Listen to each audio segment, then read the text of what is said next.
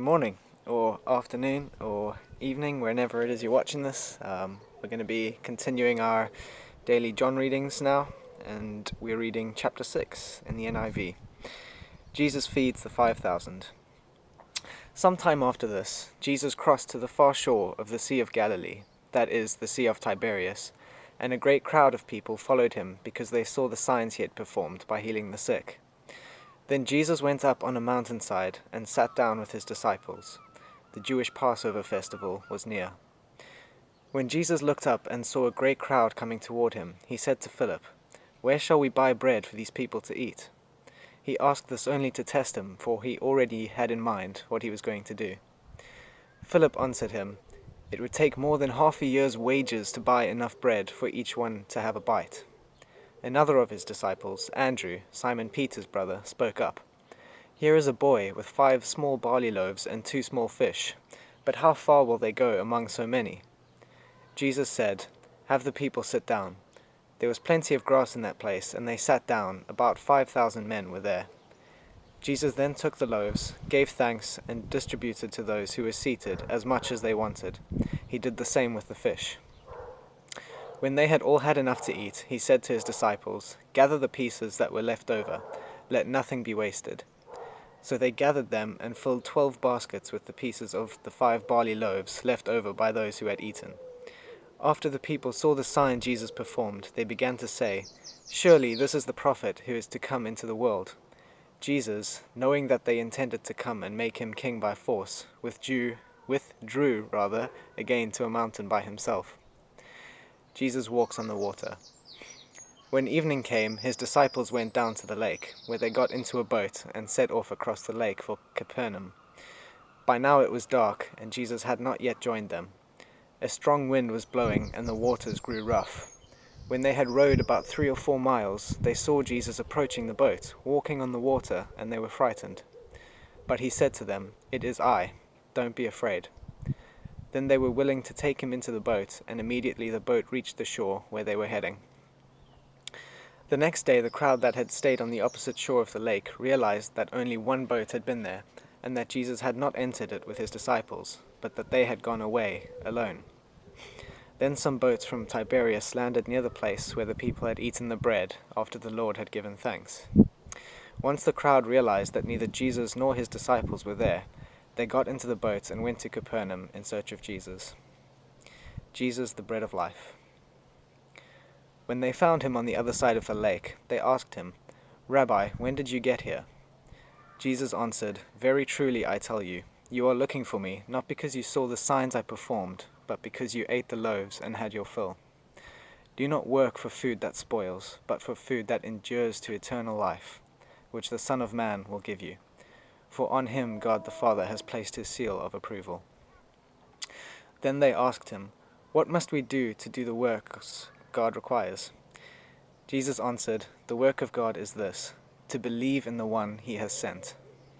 So they asked him, "What sign then will you give that we may see it and believe you? What will you do?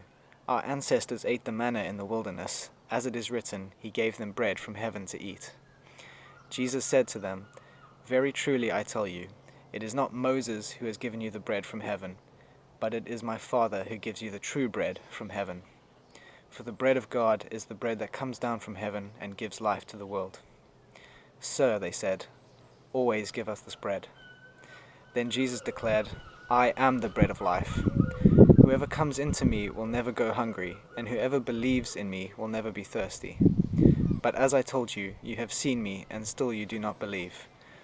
All those the Father gives me will come to me, and whoever comes to me I will never drive away. For I have come down from heaven, not to do my will, but to do the will of him who sent me. And this is the will of him who sent me, that I shall lose none of all those he has given me, but raise them up at the last day. For my Father's will is that everyone who looks to the Son and believes in him shall have eternal life, and I will raise them up at the last day." At this the Jews there began to grumble about him, because he said, "I am the bread that came down from heaven." They said, "Is this not Jesus, the son of Joseph, whose father and mother we know? How can he now say, 'I came down from heaven'?" "Stop grumbling among yourselves," Jesus answered. "No one can come to me unless the Father who sent me draws them, and I will raise them up at the last day. It is written in the prophets, they will all be taught by God. Everyone who has heard the Father and learned from him comes to me. No one has seen the Father except the one who is from God. Only he has seen the Father. Very truly I tell you, the one who believes has eternal life. I am the bread of life. Your ancestors ate the manna in the wilderness, yet they died. But here is the bread that comes down from heaven, which anyone may eat and not die. I am the living bread that came down from heaven. Whoever eats this bread will live forever. This bread is my flesh, which I will give for the life of the world. Then the Jews began to argue sharply among themselves. How can this man give us his flesh to eat? Jesus said to them, Very truly I tell you, unless you eat the flesh of the Son of Man and drink his blood, you have no life in you. Whoever eats my flesh and drinks my blood has eternal life, and I will raise them up at the last day. For my flesh is real food, and my blood is real drink. Whoever eats my flesh and drinks my blood remains in me, and I in them. Just as the living Father sent me, and I live because of the Father, so the one who feeds on me will live because of me. This is the bread that came down from heaven. Your ancestors ate manna and died, but whoever feeds on this bread will live forever. He said this while teaching in the synagogue in Capernaum. On hearing it, many of his disciples said, This is a hard teaching, who can accept it?